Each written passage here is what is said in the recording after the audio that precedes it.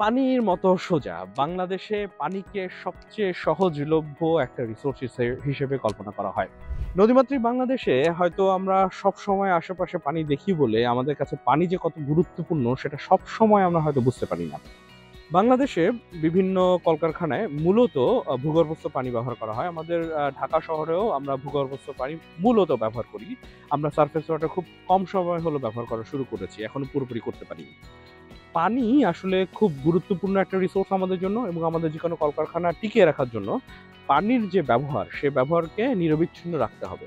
মুশকিল হলো আমরা যখন ভূগর্ভস্থ উৎস থেকে পানি ব্যবহার করছি, আস্তে, আস্তে এই পানির লেয়ার কিন্তু নিচে নেমে আসছে এবং আমরা যদি বিজনেস সাস্টেনেবিলিটির কথাও চিন্তা করি, আমরা যখন এইভাবে ভূগর্ভস্থ পানি ব্যবহার করছি, এই পানির লেয়ার যখন নিচে নেমে যাচ্ছে, ভবিষ্যতে আমরা কিন্তু পানির যে সহজলভ্যতা সেটি থেকে বঞ্চিত হব এবং সেটা আমাদের সাস্টেনেবিলিটির জন্য পরিবেশের উপর তো একটা বিরূপ প্রভাব ফেলবেই, তার উপরে আমাদের বিজনেস সাস্টেনেবিলিটির উপর একটা বিরূপ প্রভাব ফেলতে পারে। সুতরাং আমাদের এখনই সচেতন হওয়া উচিত। আমাদের বর্তমানে যে পানির ব্যবহার রয়েছে, সেই পানির ব্যবহারকে কিভাবে কমিয়ে আনতে পারি এবং সেই পানির ব্যবহারকে আমরা কিভাবে আরো বেশি এফিশিয়েন্ট করতে পারি। এবং পানির ব্যবহারকে এফিশিয়েন্ট করার জন্য ওয়াটার অডিট একটা অত্যন্ত সুন্দর, সহজলভ্য এবং একটি গুরুত্বপূর্ণ উপায় হতে পারে।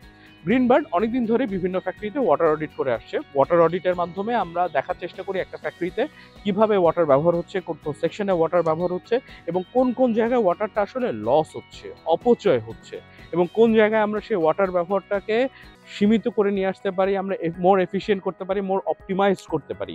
এবং আরেকটা চমৎকার কাজ আমরা করি আমাদের ওয়াটার অডিটে, সেটি হচ্ছে কোনো একটি প্রতিষ্ঠানে আমরা কতটুকু রেইন ওয়াটার হারভেস্টিং সিস্টেমকে ইমপ্লিমেন্ট করতে পারবো সেটা আমরা ওয়াটার অডিটের মধ্যে ইনকর্পোরেট করি এবং যার ফলে আমরা বৃষ্টির যে পানিটা সেটাকে ব্যবহার করতে পারি, পানি কতটুকু আমরা রিইউজ করতে পারি সেটাকে আইডেন্টিফাই করতে পারি, সেটার জন্য আমাদের ইনভেস্টমেন্ট কতটুকু লাগবে সেটাকেও আইডেন্টিফাই করতে পারি।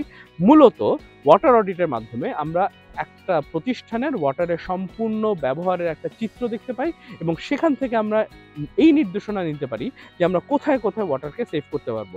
মনে রাখতে হবে, ওয়াটার সেভ করা এখন আমাদের জন্য একটা গুরুত্বপূর্ণ দায়িত্ব এবং এই দায়িত্ব আমাদেরকে পালন করতে হবে আমরা যদি আগামী প্রজন্মের জন্য একটা বসবাসযোগ্য পৃথিবী রেখে যেতে চাই। ধন্যবাদ সকলকে।